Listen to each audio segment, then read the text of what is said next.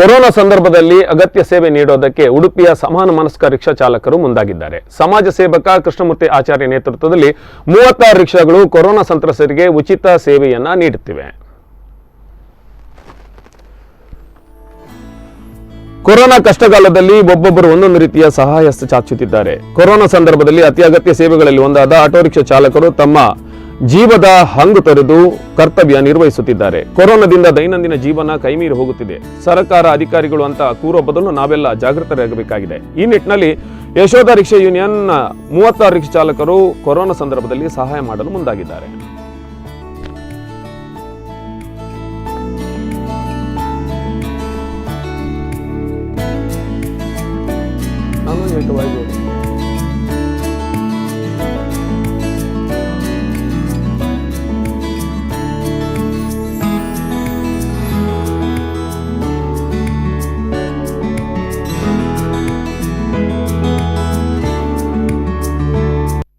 ಏನಾದರೂ ಸೇವೆ ಮಾಡಬೇಕು ಜನರದ್ದು ಅಂತೇಳಿ ಮೀಟಿಂಗಲ್ಲಿ ಡಿಸೈಡ್ ಆದಾಗ ನಾವು ಉಚಿತ ಆಟೋ ರಿಕ್ಷಾ ಸೇವೆ ಯಾಕೆ ಮಾಡಬಾರ್ದು ಅಂತೇಳಿ ಒಂದು ಮೀಟಿಂಗಲ್ಲಿ ಬಂದ ಕೂಡಲೇ ನಾವು ಜಿಲ್ಲಾಧಿಕಾರಿಗಳನ್ನು ಸಂಪರ್ಕ ಮಾಡಿದಾಗ ಜಿಲ್ಲಾಧಿಕಾರಿಗಳು ಸಂತೋಷದಿಂದ ನೀವು ಉಚಿತವಾಗಿ ಸೇವೆ ಮಾಡ್ತಿದ್ದಾರೆ, ನಾವು ನಿಮಗೆ ಪಾಸ್ ಕೊಡ್ತೇವೆ, ಉಚಿತವಾಗಿ ಸೇವೆ ಮಾಡಲಿಕ್ಕೆ ಪಾಸ್ ನೀಡ್ತೇವೆ ಅಂತೇಳಿ 2 ದಿವಸದಲ್ಲಿ ನಮಗೆ RTO ಆಫೀಸರ್ ಮತ್ತು ಜಿಲ್ಲಾಧಿಕಾರಿಗಳು ನಮಗೆ ಉಚಿತ ಆರೋಗ್ಯ ಸೇವೆ ನೀಡಲಿಕ್ಕೆ, ಜನರಿಗೆ ಮುಖ್ಯವಾಗಿ ಆರೋಗ್ಯ ಸೇವೆ ನೀಡಬೇಕು ಅಂತೇಳಿ ಕೊಟ್ಟಿದ್ದಾರೆ, ಪಾಸನ್ನು ಕೊಟ್ಟಿದ್ದಾರೆ. ಆ ಪಾಸಿನ ಮುಖೇನ ನಾವು ಉಡುಪಿ ತಾಲೂಕು ಅಂದರೆ ಉಡುಪಿ ನಗರ ಪ್ರದೇಶ ಹಾಗೂ ಗ್ರಾಮಾಂತರ ಪ್ರದೇಶಕ್ಕೆ ಅಲೆಯೂರು ಇರಲಿ, ತೆಂಕನಡಿಯೂರು, ಅಂಬಲ್ಪಾಡಿ, ಕಡೆಕಾರು, ಉಡುಪಿ ನಗರ ಪ್ರದೇಶದಲ್ಲಿ 36 ರಿಕ್ಷಾಗಳನ್ನು ಒಟ್ಟಿಗೆ ನಾವು ಬಿಟ್ಟಿದ್ದೇವೆ. ಅದರ ಸಂಪರ್ಕದ ನಂಬರ್ ಸಮೇತ ರಿಕ್ಷಾದಲ್ಲಿ ಮತ್ತು ಕಂಟ್ರೋಲ್ ರೂಮ್, ಜಿಲ್ಲಾಧಿಕಾರಿಗಳ ಕಂಟ್ರೋಲ್ ರೂಮಿಗೆ ಸಮೇತ ಹೇಳ್ತಾರೆ.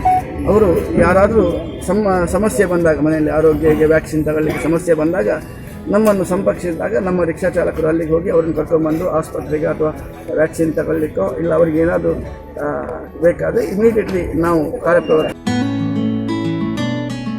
ಕೊರೋನಾ 2ನೇ ಅಲೆ ನಿಯಂತ್ರಣಕ್ಕೆ ಸಿಗದಂತೆ ಮುಂದುವರಿತಾ ಇದೆ. ಬೆಡ್, ಆಕ್ಸಿಜನ್, ವ್ಯಾಕ್ಸಿನ್ ಹೀಗೆ ಎಲ್ಲ ವಿಭಾಗವೂ ಹರಸಾಹಸ ಪಡುತ್ತಿದೆ. ಇದರ ಜೊತೆ ಸುಡುಗಾಡಿನಲ್ಲೂ ಹೆಣಗಳ ಸಾಲು ಜನತೆಯಲ್ಲಿ ಇನ್ನಷ್ಟು ಭಯ ಹುಟ್ಟಿಸಿದೆ. ಇಂತಹ ಸಂದರ್ಭದಲ್ಲಿ ಸರ್ಕಾರ ಅಧಿಕಾರಿಗಳನ್ನ ದೂರೋ ಬದಲು ನಾವಾಗಿ ನಮ್ಮ ರಕ್ಷಣೆ ಮುಂದಾಗಬೇಕು. ನಮ್ಮಿಂದಾದ ಸಹಾಯ ನಾವು ಇತರರಿಗೆ ಮಾಡಬೇಕು ಎಂಬ ಉದ್ದೇಶದಿಂದ ಈ ರಿಕ್ಷಾ ಚಾಲಕರ ಸಹಾಯ ನಿಜವಾಗ್ಲೂ ಎಲ್ಲೆಡೆ ಮಾದರಿಯಾಗಿದೆ.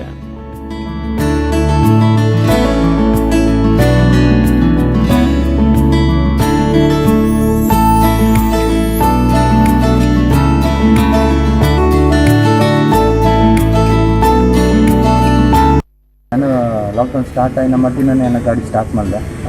ಆರೋಗ್ಯ ಸೇವೆ ಉಚಿತ ಬಂದಿದ್ದು ಇತ್ತ ಎಂಕಲ್ ಏನಪ್ಪ ಅಂದರೆ ಅದ ಮುಟ್ಟೆ ಅನ್ನೋ ಒಂಜಿ ಗಾಡಿ ಮಾತ್ರ ಇತ್ತಂದು ಇತ್ತ ಎಂಕಲ್ ಯಶೋಧ ಆಟೋ ಯೂನಿಯನ್ ಹಿಡಿದು 36 ರಿಕ್ಷಾ ಅದನ್ನು ಸ್ವ ಇಚ್ಛೆಡು ಎಂಕಲಿ ಒಂದು ಉಚಿತ ಆರೋಗ್ಯ ಸೇವೆಗೆ ಎಂಕಲ್ ಆಟೋ ಮೀಸಲು ಮಲ್ಕ ಅಂತ ಉದ್ದೇಶದ ಒಂದು ದುಂಬು ಬೈದಿದೆ. ಎಂಕಲ್ ಓಲ ಈ ಪ್ರತಿಫಲಾಪೇಕ್ಷೆ ಎಂಕಲ್ ದೇವೊಂದಿದೆ ತಂಡ ಪೂರ ಉಚಿತ ಬಂದಿದೆ. ಇದಕ್ಕೆ ಎಂಕಲ್ನ ಯಶೋಧ ಆಟೋ ಯೂನಿಯನ್ದ ಅಧ್ಯಕ್ಷರು ಕೆ ಕೃಷ್ಣಮೂರ್ತಿ ಆಚಾರ್ಯ ಆರು ಎಂಕಲ್ನ ಸ್ಟಾರ್ಟ್ ಕೊಡ್ತಾರೆ. ಎಂಕಲಿಗೆ ಗ್ಲೌಸ್ ಅಂತೆ ಫೇಸ್ ಮಾಸ್ಕ್ ಸ್ಯಾನಿಟೈಸರ್ ಕೂಡ ಕೊಡ್ತಾರೆ. ಈ ವರ್ಷ 2021 ಕೆಲವು ಇನ್ಸಿಡೆಂಟ್ ಆಗ್ಬೋದಿತ್ತು. ಯಾಕಂದ್ರೆ ಲಾಕ್ಡೌನ್ ಟೈಮ್ಗಳು ಇದೇ ಬರ್ರಿಗಿರ್ತಿದ್ವಿ, ಕೆಲವರಿಗೆ ಗಾಡಿದ ವ್ಯವಸ್ಥೆ ಇರ್ತಿಲ್ಲ, ಅಂದರೆ ಕೆಲವರಿಗೆ ಗಾಡಿದ ವ್ಯವಸ್ಥೆ ಇರ್ತಿದ್ವಿ. ಈಗ ಗಾಡಿದ ವ್ಯವಸ್ಥೆ ಇಪ್ಪಂದಿನಗಲಿಗೆ ಭಾರಿ ಭಂಗ ಹೊಂದಿತ್ತು. ಯಾಕಂದ್ರೆ ಎಲ್ಲ ಕಸ್ಟಮರ್ಸ್ ಒಂದು 2 ಜನ ಡೆತ್ ಆಗಿರೋ ನಗಲಿಗೆ ಸರಿಯಾದ ವ್ಯವಸ್ಥೆ ಎಂಕಲಿಗೆ ಮಲ್ಪದೇ ಆಗಿತ್ತು. ಯಾಕಂದ್ರೆ ಪಿದಾಯಿ ಬರ್ತಂದು ಪೊಲೀಸ್ ಗಾಡಿ ಸೀಸ್ ಮಾಡ್ತಾರೆ. ಈ ಬಗ್ಗೆ ಹೆಚ್ಚಿನ ಮಾಹಿತಿಯನ್ನು ನೀಡೋದಕ್ಕೆ ಕೃಷ್ಣಮೂರ್ತಿ ಆಚಾರ್ಯ ನೇರ ಸಂಪರ್ಕದಲ್ಲಿದ್ದಾರೆ, ಅವರನ್ನ ಮಾತಾಡಿಸೋಣ. ಹಲೋ ಸರ್, ನಮಸ್ತೆ.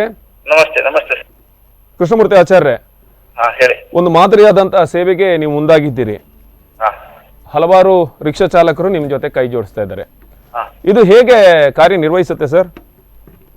ನಮ್ದನ್ನು ನಾವೊಂದು ಸಮಾಜ ಸೇವೆ ಮಾಡ್ತಾ ಬಂದಿದ್ದೇವೆ ಒಂದು 20-25 ವರ್ಷದಿಂದ ಸರ್. ಒಂದು ಯಶೋಧ ಆಟೋ ಯೂನಿಯನ್ ಚಾಲಕರ ಮತ್ತು ಮಾಲಕರ ಸಂಘದ ಒಂದು ರಿಜಿಸ್ಟರ್ ಮಾಡಿ ಸೇವೆ, ಜನರಿಗೆ ಸೇವೆ ಮಾಡ್ತಾ ರಿಕ್ಷಾ ಚಾಲಕರೊಂದಿಗೆ ಮಾಡ್ತಾ ಇದ್ದೇವೆ.